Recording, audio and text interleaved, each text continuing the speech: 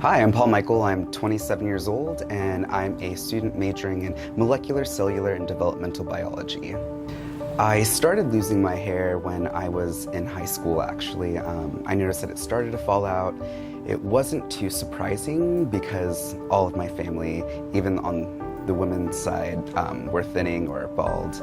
But I noticed that by the time I was 23, I really was just super thin on top, and I had mastered this comb over, but it just wasn't enough. I decided to start wearing hair. I actually found CNC and it's changed my life. I don't worry about going swimming anymore. I don't worry about being at the gym anymore. You don't worry about bending over to pick something up. Just little things like that now I do, and I used to worry about it a lot, and now I can live my life.